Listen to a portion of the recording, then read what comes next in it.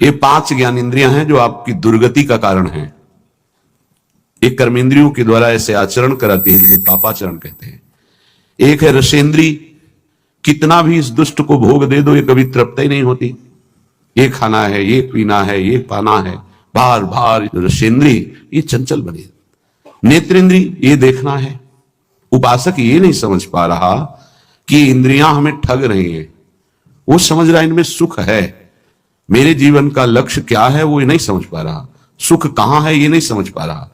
घ्राणेन्द्री को वो सुगंध की तरफ खींच रही। श्रवणेन्द्री मनमानी बातें सुनने के लिए खींच रही। त्वगेन्द्री स्पर्श काम सुख के लिए तड़प रही।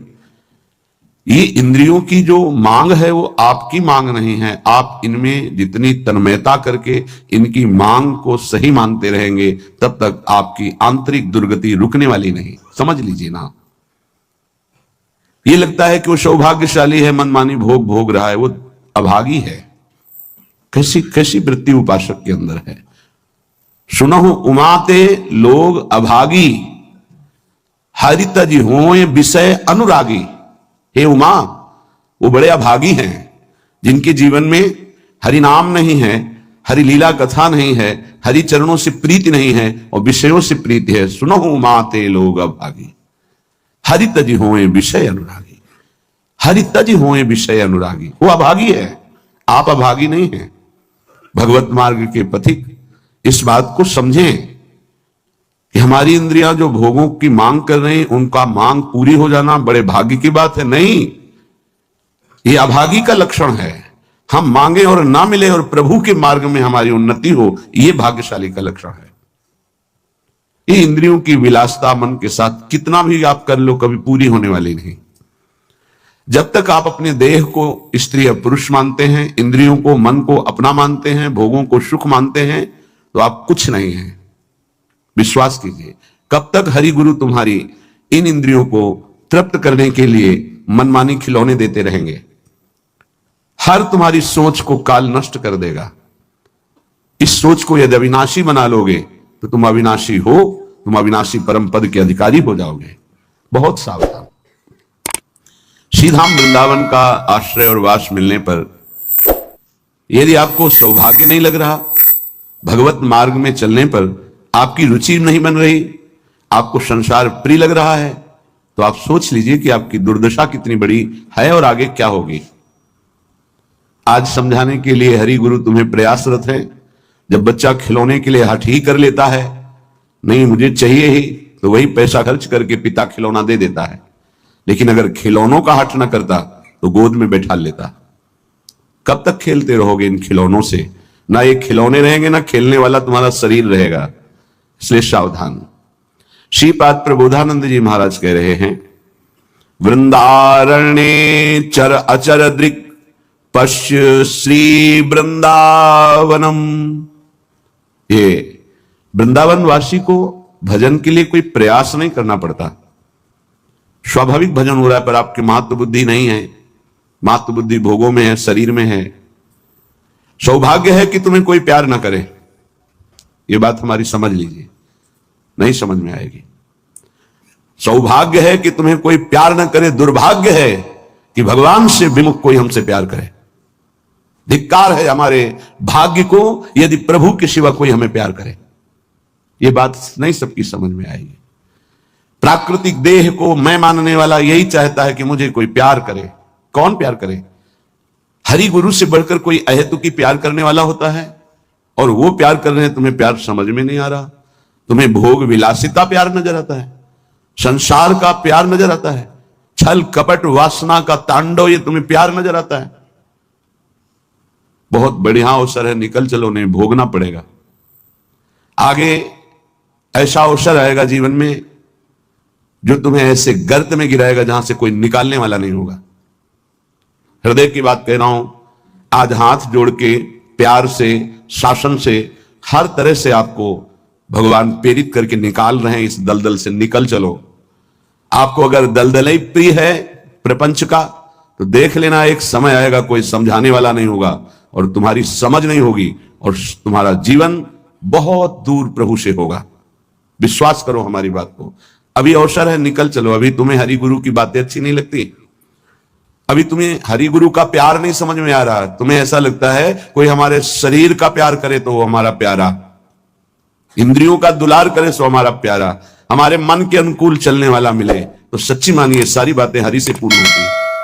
अगर कोई तुम्हें प्यार करता है यहां तो नाटक करता है प्यार का, वो तुम्हारा शोषण करना चाहता है इसलिए प्यार करता है।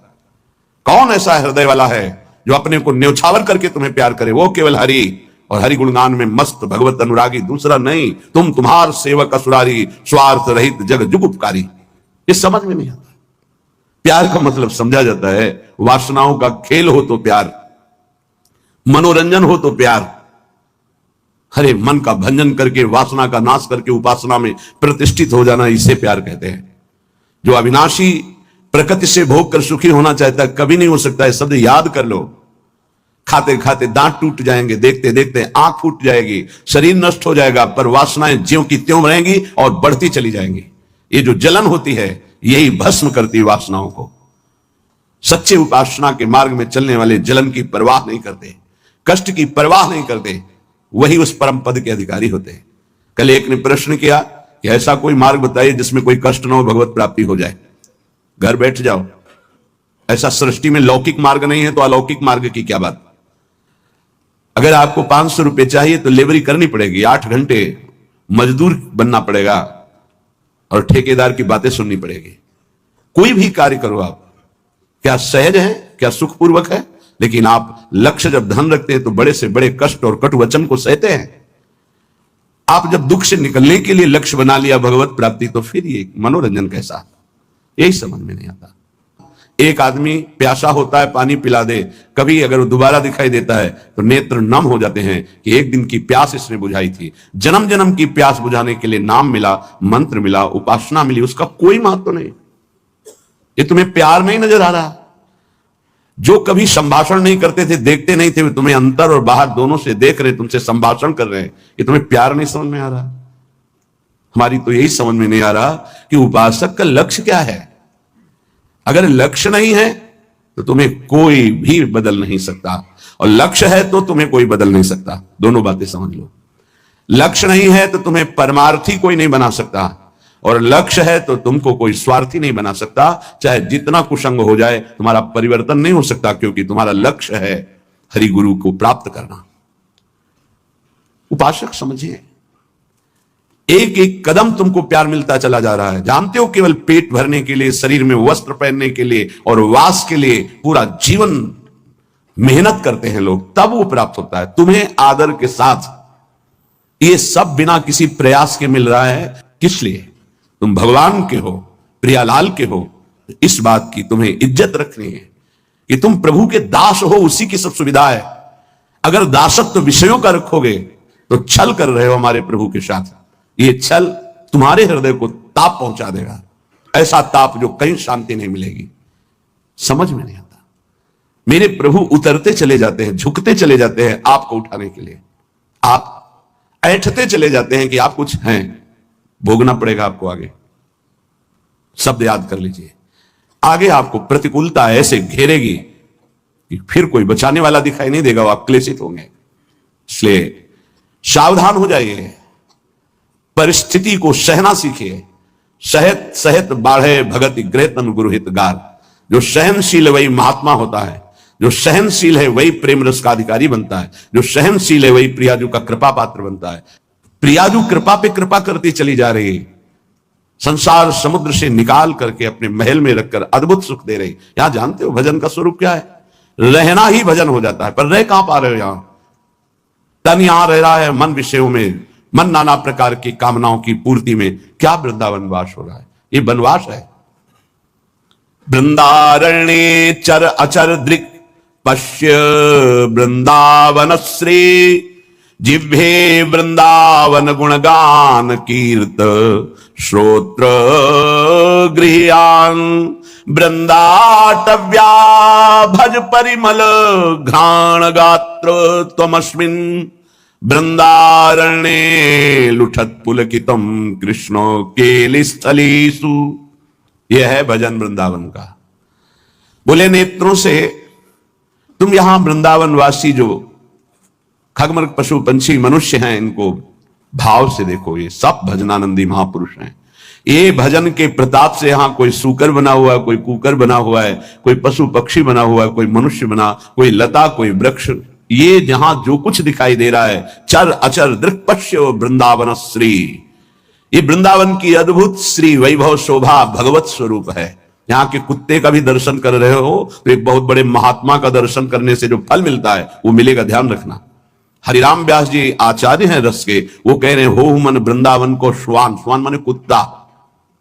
यहां का कुत्ता कोई साधारण श्वान नहीं है, वो कोई परमहंस महापुरुष है जो प्रियाजू की स्केली कुंज में श्वान रूप धारण किए हुए रज का सेवन कर रहा है। आप क्या समझते हैं, मनुष्य शरीर से भी महान सौभाग्यशाली वो है। क्यों? तुम तो गद्दे पे सोते होगे, वो रज पे सोता है। तुम रज के बने हुए पात्र में विरक्त होकर पाते हो कि नहीं, श्री भगवान जाने, लेकिन उसको भोजन ही रज में मिलता है और रजयुक्त भोजन पाता है। उच्छिष्ट संतों का मिलता है तुम्हें कि नहीं, लेकिन उसको जरूर मिलता है क्योंकि प्राय उच्छिष्ट ही डालते हैं। संतों का भंडारा हुआ, दोना पत्तल बाहर फेंक दिए गए, एक एक पत्तल को चाट चाट कर सब संतों की जूठन पा रहा है। कौन है? महाभागवत है वो। यहां के चर अचर को भाव से देखने की कोशिश कीजिए। पशु पक्षी लता वृक्ष मनुष्य, ये सब भगवत स्वरूप है। भजन हो रहा है यहाँ का। आप अगर भाव से दर्शन कर रहे हैं, भजन हो रहा है। अगर भाव का अभाव है तो आपको गलत दर्शन होने लगेगा। ईर्ष्या द्वेष वाली बातें, दोष गुण वाली बातें, माया जनित बातें आपको दिखाई देने लगेंगी। ऐसा यहां का भजनानंदी उपासक नहीं देखता, वो भाव से देखता है। खग मृग पशु पंछी जे आ बन के चरण शरण रख लीजिए, ये सब भगवत स्वरूप है। सच्ची मानिए, सब भगवत स्वरूप है। ऐसे वृंदावन में रहो, अपने नेत्रों से जो भी देख रहे हो ये सब बड़े बड़े भजन करने वाले महापुरुष हैं। न जाने कौन सा भजन किस जन्म में बना कि वो इस धाम में आकर के नाली के कीड़ा पशु पक्षी इन रूपों में विराजमान है। श्रीपाद प्रबोधानंद जी कह रहे हैं, बाहर मुझे चतुर्मुख परम वेदों का ज्ञाता ब्रह्मा पद ईश्वर पद नहीं चाहिए, लेकिन वृंदावन में नाली का कीड़ा बना दो मुझे। ये जितने भी आपकी दृष्टि में आ रहे हैं, आपका भारी भजन बन रहा है। यदि भाव से आप देख रहे, मेरे प्रभु के जन हैं, ये बड़े बड़े भजन करने वाले हैं, चाहे वो कोई बेल हो, कोई वृक्ष हो, ये सब भगवत स्वरूप है। ऐसे तो अपने नेत्रों का भजन करो, ये नेत्रों का भजन है। अब जिह्वे वृंदावन गुणगान, जीभ का भजन है। वृंदावन की प्रिया प्रीतम की रूप माधुरी, गुण माधुरी, लीला माधुरी, कुंज निकुंजों की ये जो चर्चा करते हैं, अर्थात श्रीमद चतुरासी जी गाते हैं, 42 लीला गाते हैं, श्रीमद राधा सुधा निधि, केली मालजू, महावाणी जू, ये सब वाणी का भजन हो रहा है। दिव्य भजन, वाणी की सार्थकता हो रही। नाम कीर्तन करते हैं, राधा राधा राधा, वृंदावन वृंदावन वृंदावन, जिह्वे वृंदावन गुणगान, जीव का भजन हो रहा है, खूब गुणगान कर रहे हैं प्रिया प्रीतम का। कीर्तय श्रोत, श्रवणेन्द्री का भजन हो रहा है, खूब नाम कीर्तन सुन रहे हैं। बड़ा सुख मिलता है जब यहां सब उपासक जन जोर से गाते हैं, आवाज पहुंचती, हृदय नाच उठता है। अहो भाग्य, अहो भाग्य, कीर्तन करने वाले और सुनने वाले दोनों का। नाम संकीर्तनम यस्य सर्व पाप प्रणाशनम, सारे पापों का नाश हो रहा है। उच्च स्वर से प्रभु के नाम का कीर्तन कर रहे हैं। कीर्तन श्रोत्र, श्रवणेन्द्री से सुनने मात्र से प्रिया प्रीतम का प्रेम प्राप्त, ये बड़ी सामर्थ्य है कीर्तन में। गुण कीर्तन में जो पद गायन होता है, श्रवण सुनत प्रापक रति राधा पद अम्बुज सुकुमार। आप बैठे हैं यहां सभा में और गुण कीर्तन हो रहा तो कृपा की वर्षा हो रही, आप भींज जाओगे। रासमंडल में महाप्रभु हरिवंश चंद्रजू के प्राकट्य उत्सव का 1 महीने पद गायन होता है। हमारी एकांतिक रुचि संन्यास वृत्ति के कारण प्रारंभ में सदगुरुदेव भगवान ने कहा कि आप सभा में क्यों नहीं जाते, तो उनका रुचि नहीं, एकांतिक रुचि रही, अकेला रहना शांत है। पर नहीं, वो सब उसका फल मिल गया है, प्रियाजू के चरणों की शरणागति। तो जाकर के विराजमान होकर के वहां वाणी सुनो ना। वाणी सुनने मात्र से सभा में प्रियाजू की कृपा प्राप्त होती है। बस फिर आगे प्रश्न नहीं हुआ, गुरुदेव के वचन थे। अगर सभा है, ऐसे वाणी गायन हो रहा है, आप बैठे हैं, कुछ समझ में नहीं आ रहा, फिर भी आप निष्पाप हो रहे हैं, प्रियालाल की कृपा पात्र बन रहे हैं, ये बात समझनी चाहिए। कीर्तय श्रोत्र, गृह्यान वृंदाटव्या भज परिमल घ्राण गात्र त्वमस्मिन् वृंदारण्ये लुट पुलकितम कृष्ण केल स्थलीषु। तुम श्री वृंदावन के पुष्पों की सुगंध जो प्रियालाल के चरणों में समर्पित है, वृंदावन के पुष्प, ये खास बात है। जो हमारी ब्रजभूमि में प्रकट हुए पुष्प हैं, इनकी समानता करोड़ों रुपए का बाहर से पुष्प लाकर अर्पित करो तो मेरे प्रियालाल को उतना सुख नहीं होगा। यहां के हर श्रृंगार का, मोगरा का, गुलाब का, कनेर का या किसी भी का पुष्प, ऐसे मौलश्री का बहुत छोटा पुष्प, बड़ा सुगंधित पुष्प, 3 दिन तक वो प्रियालाल की सेवा में अर्पित किया जा सकता है। उसकी ऐसी महिमा है। उसकी माला बना के या 4 पुष्प रखती है। फिर वो जो घ्राणेन्द्रिय में प्रसादी सूंघा जाता है, जो प्रियालाल के श्रीअंग में इत्र अर्पित किया, वो प्रसादी जो घ्राणेन्द्रिय में, श्री तुलसी जो चरणों में अर्पित की गई, वो घ्राणेन्द्रिय में, हृदय में जाके प्रेम लक्षणा भक्ति प्रकट करती है। गृहियान वृंदावन भज परिमल घ्राण। वृंदावन, वृंदावन की सुगंधित वस्तुएं बड़ी अनन्यता प्रिया प्रीतम के प्रेम में होती है। पूज्य श्री पंडित रामकृष्ण बाबा जी महाराज बड़े सिद्ध महापुरुष हुए। जैसे आप बाहर से आए हैं और फल अर्पित करें, बाबा स्वीकार नहीं करेंगे। तो उनके पास कोई भी वस्तु लाने के लिए ब्रजवासी का सहयोग होता था। किसी ब्रजवासी को दिया, वो ब्रजवासी जब जाके देगा बाबा स्वीकार कर लेंगे। कोई भी वस्तु है ब्रजवासी के हाथ से, दंडोत बाबा ये रख दो, हम अमुक जगह से आए बाबा ये भेंट नहीं, हटाइए। ब्रजवासी अगर प्रेम से कुछ भी तो वो स्वीकार करते। एक बहुत धनी मानी आए बाबा की सेवा करनी, बोले बात भी नहीं करना जाके।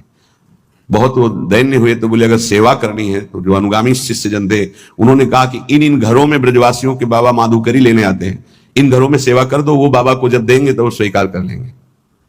ये थोड़ी सी वृंदावन की निष्ठा रहनी जिससे हम उस रस को प्राप्त होते हैं। गात्र तमस्मिन वृंदारण्य लुंठ। शरीर का यहां पावन होना कैसे होता है? बोले वृंदावन की रज में लोट गया, ये लुंठ। तो पुलकितम कृष्ण केलिस्थलेषु, श्रृंगार रस श्री श्यामा श्याम की इस केली भूमि में जो लोट गया, 84 के चक्र से मुक्त हो गया। पहले बहुत ऐसा दर्शन होता था परिक्रमा मार्ग में, रज में, ऊपर के वस्त्र बाहरी जन भी आकर उतार कर लौटते थे, दंडवती करते थे। ये दुर्भाग्य है कि सुविधा हो गई इस रोड की, दुर्भाग्य है। नहीं, जो रज में परिक्रमा करने में, दर्शन में, लौटने में सुख था वो इस रोड से थोड़ी है। पर कलयुग भगवान की लीला ऐसी है, इतना आधुनिकता बढ़ती जा रही है कि रज रानी को प्राप्त करना दुर्लभ हो गया। अगर रज रानी ले तो वृंदावन की परिक्रमा में कहां से ले? परिक्रमा तो रोड में अब हो रही है, और रोड में रजरानी कहां मिलेंगे? वृंदावन का जो शुद्ध भजन है वो इस रज की अनन्यता से जागृत होता है, वो बुद्धि से नहीं जागृत होता। जो रजोपसेवी जन है उनके हृदय में जुगल जोरी का भाव जागृत होता है। महोज्वल रसोन्मद प्रणय सिंधु निस्यंदनी, महामधुर राधिका रमण खेलना नंदिनी, रसेन समधिष्ठिता भुवन वंद्य वृंदया, चकास्तु हृदय में हरे परम धाम वृंदाटवी।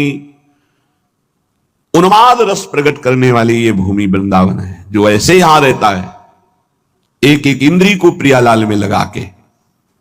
महोज्वल रसोन्मद प्रणय सिंधु निस्यंदिनी, महाउज्ज्वल परम निष्काम प्रेम रस का प्रादुर्भाव होता है जो उन्माद प्रकट कर देता है। श्री किशोरी जी के सहित रमण जी महाराज अर्थात राधा रमण जी महाराज अपनी विविध प्रेममयी क्रीड़ाओं के द्वारा उसके हृदय को अद्भुत आनंद प्रदान करते हैं, जो ऐसी रहनी से रहता है। त्रिभुवन वंदनीय हो जाता है जो वृंदावन वासी है। ध्यान दीजिए, त्रिभुवन वंदनीय हो जाता है। कहते हैं कि आप नाम जप करो तो आपकी जिह्वा का रोग ठीक हो जाएगा। हर इंद्री इस समय बीमार है हमारी। नेत्र इंद्री गलत देखना चाहती, श्रवण इंद्री प्रपंच सुनना चाहती, वाक इंद्री प्रपंच की बातें करना चाहती, रस इंद्री सांसारिक भोग भोगना चाहती, जनेन्द्री, हर इंद्री अपवित्र हो गई है। इसको इस रहनी से पावन करो। प्रियालाल को अर्पित किए हुए उच्छिष्ट का सेवन करो, प्रसाद का। नाम वाणी का गुणगान करो, नाम वाणी को सुनो, वृंदावन की रज शरीर में लगी रहे। तो महाउज्ज्वल प्रेम रस इसी से प्रकट होता है। वो त्रिभुवन वंदनीय हो जाता है। वो राधा रमण जी की महामधुर लीलाओं का रसास्वादन करता है। ऐसे परमानंद में समधिष्ठित परम धाम श्री वृंदावन हमें स्वीकार करे, अर्थात हमें आश्रय और वास देकर रहनी प्रदान करे। ऐसी रहनी से हम रहें।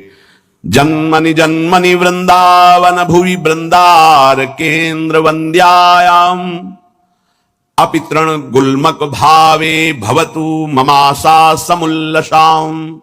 अब तो मेरी एक ही आकांक्षा है, श्रीपाद प्रबोधानंद जी महाराज कहते हैं, जन्मनि जन्मनि वृंदावन भुवि वृंदार केंद्र वंद्यायाम।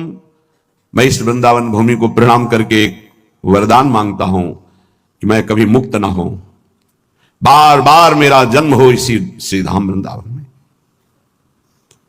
मनुष्य शरीर के लिए नहीं कहते। अपि तृण गुल्मक भावे भवतु ममाशा समुल्लासम। मुझे यहां का तृण बना दिया जाए, गुल्म बना दिया जाए, वृक्ष बना दिया जाए, क्योंकि मनुष्य बनना तो बड़ी दुर्लभ बात है। मुझे बार बार वृंदावन में जन्म मिले, चाहे घास बना दिया जाए, चाहे जो भी, पर मिले वृंदावन में। क्या पाया वृंदावन से कि कह रहे मुझे मुक्त नहीं होना, मुझे बार बार जन्म मिले पर वृंदावन धाम में जन्म मिले। उपासक, इस कृपा को देखो कि जो बड़े बड़े महापुरुष यहां की गुल्म लता औषधि वृक्ष पशु पक्षी बनना चाहते हैं, तुम्हें मानव देह में वृंदावन मिला है, क्या तुम्हें प्रियाजू की कृपा नहीं दिखाई दे रही? क्या तुम इस बात को नहीं समझ पा रहे कि तुम्हारे ऊपर कितनी कृपा है? क्या तुमको इन विषयों में आसक्त पुरुषों पर कृपा नजर आ रही कि ये सौभाग्यशाली है, इनके पास गाड़ी है, इनके पास भोग सामग्री है, ये सौभाग्यशाली है? तुम्हें ऐसा लग रहा है? जरूर तुम्हारी बुद्धि दूषित हो गई है। सौभाग्यशाली वो है जिनका संबंध प्रियालाल से है, चाहे वो गृहस्थ हो चाहे वो विरक्त हो। सौभाग्यशाली वो है जिनका लक्ष्य बन गया है भजन करना, नित्य निरंतर अपने इष्ट के चिंतन में रहना। कैसा दुर्भाग्य है कि हम अपने प्यारे को छोड़कर संसार की कोई वस्तु व्यक्ति स्थान का प्यार चाहते हैं। कैसे धिक्कार है बुद्धि को, कैसे समझाएं? अरे बहुत थोड़ा समय है, अभी तो तुम इंद्रियों के भोग विलासिता की चाह कर रहे हो, अभी भयंकर रोग कोई प्रकट होने वाला है, तुम नहीं समझते हो। फिर क्या करोगे? फिर रोग निवृत्ति के लिए रोगे। कर्म कभी डंडा लेके किसी को नहीं मारता, ध्यान रखना। कर्म घटना बनता है, कर्म परिस्थिति बनता है, कर्म भयानक रोग बनता है, कर्म बुद्धि को भ्रष्ट करता है, कर्म डिप्रेशन बनता है, कर्म नाना प्रकार की कुचिंताएं ये बनता है। आप समझो, बुरी दशा आने के पहले बुद्धि बदली जाती है, बुद्धि को भ्रष्ट किया जाता है, बुद्धि को गिराया जाता है। गुरु कृपा पात्र, हरि कृपा पात्र, और बुद्धि को छोड़ दे विषयों की तरफ, ये तो बहुत बड़ी हानि का विषय है। सावधान, इस जन्म को मत बर्बाद करो, बहुत कृपा हो गई। कुछ देखी देखा बाबा जी बन जाता है, देखी देखा है, इसकी इसका बाढ़ा जोग, छीजी काया बाढ़ा रोग, सदवई भाषा। एक ने देखा बाबा जी को तो बड़ा सुख है, उनको क्या पता सच्चे मार्ग के पथिक को जितनी मेहनत है विश्व में कोई इसी को इतनी मेहनत है ही नहीं। सच्चाई से समझ लीजिए, कम से कम 5 बजे तक तो सोते ही हैं लोग, वैसे तो 9-10 भी बज जाते हैं। तुम मेहनत करते हो, क्या मेहनत करते हो तुम? बाहरी शरीर की, रात रात भर जग करके, दिन दिन भर जग कर अपने मन को मारकर चिदानंद तत्व में लगा रहे। अरे जिस अनंत ब्रह्मांडों के स्वामी को सोचने की भी तुम्हारी सामर्थ्य नहीं कि वो है, वो निरंतर उनके प्यार और दुलार में अपने आप की हर इच्छाओं को भस्म करके, हर परिस्थिति को सह करके आगे बढ़ रहे हैं। तुम्हें क्या पता? किसी भोग को लक्ष्य रख करके संत वेश होना या परमार्थ में चलना, किसी सुविधा को लेकर या किसी पद को लेकर, पक्का समझ लीजिए आपका हृदय जलेगा, आपका शरीर दुखी हो जाएगा, पक्का। यदि लक्ष्य है कि हर कष्ट सहकर श्यामा श्याम की प्राप्ति करेंगे, तो पक्का समझ लीजिए आपका हृदय शीतल हो जाएगा और आपको कोई भी विपत्ति, कष्ट, रोग स्पर्श नहीं कर पाएगा। आएगा, स्पर्श नहीं कर पाएगा। दुख देना तो अलग की बात रही। तो समझो, ये हिसकी हिसका वाला बाबा जी का भाव नहीं होता।